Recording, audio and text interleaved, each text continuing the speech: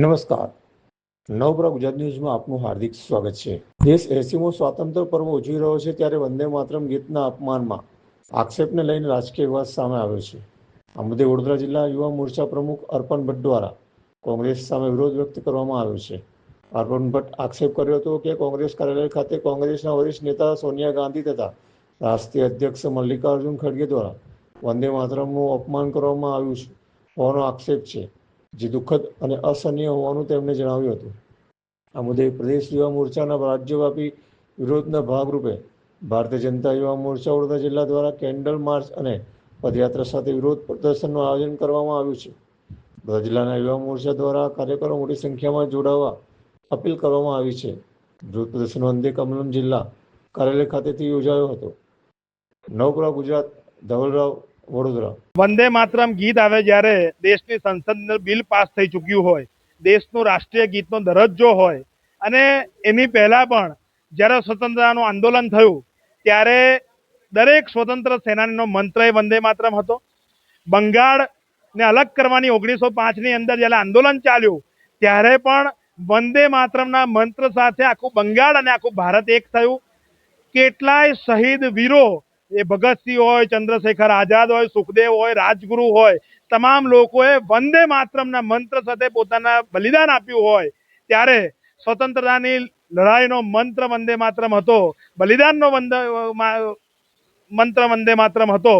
અને આ દેશની ભક્તિનો, આ માતૃશક્તિનો, આ ભારત માતાનું ગાન જ્યારે વંદે માતરમ હોય ત્યારે એનું અપમાન એ પણ દેશના સ્વતંત્ર પર્વના નિમિત્તે થાય, એ ભારતનો યુવા અને ભારતનો નાગરિક સહન નહીં કરે. ભારતીય જનતા યુવા મોરચાએ સખત શબ્દોની અંદર કોંગ્રેસને આહવાન કર્યું છે કે કોંગ્રેસના ટોપ લીડરશિપ માફી માંગે, દેશના યુવાનોની, જે લોકોએ બલિદાન આપ્યું છે, એ શહીદ પરિવારોની, જે દેશની સરહદ પર દેશના યુવાનો, દેશના જવાનો, સૈન્ય શક્તિ જે કામ કરી રહી છે એ સૈન્યની પણ માફી માંગે અને કોંગ્રેસ આવું કૃત્ય ફરી ના કરે એનું યુવા મોરચો ચિંતા કરશે. માફી ના માંગે તો આગળના શું પ્રોગ્રામો રહેશે? ભારતીય જનતા યુવા મોરચો એ કોંગ્રેસને માફી મંગાવીને રહેશે, અને જો માફી નહીં માંગે તો આ ભારતની જનતા એમને માફ નહીં કરે. આટલા વર્ષોથી સત્તાની દૂર કર્યા છે, અમુક રાજ્યોની અંદર નોટાથી ઓછા વોટ આવ્યા છે.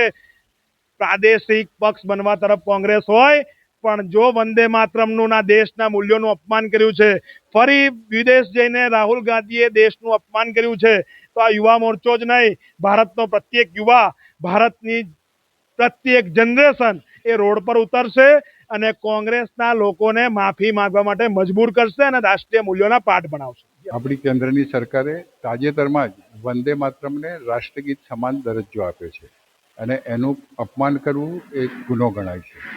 જ્યારે સાંસદ જેવી પદવી ધરાવતા આદરણીય સોનિયા ગાંધી અને મલ્લિકાર્જુન ખડગે, જે કોંગ્રેસના નેતા છે અને આજે સંસદમાં વિરોધ પક્ષના નેતા છે, એમણે ચાલુ વંદે માતરમના ગીતનું માન સન્માન ન જળવાય એ રીતે અપમાન કરી અને ઘોર અપરાધનું કૃત્ય કર્યું છે. જ્યારે સંસદમાં કાયદો પસાર થયો હોય કે વંદે માતરમનું અપમાન કર્યું એ ગુનો છે, ત્યારે આવા નેતાગણના લોકો જે આ કરે તે વધારે અપરાધી છે. અને એના માટે ભારતીય જનતા પાર્ટીના યુવા મોરચાના કાર્યકરો દ્વારા આજે કેન્ડલ રેલીનું આયોજન કર્યું હતું અને સોનિયા ગાંધી, મલ્લિકાર્જુન ખડગે, રાહુલ ગાંધી એ પ્રજાની માફી માગે, જે આઝાદી માટે લડેલા સૈનિકો છે એમની માફી માગે, એ માટે ભારતીય જનતા પાર્ટીના યુવા મોરચાની માગણી.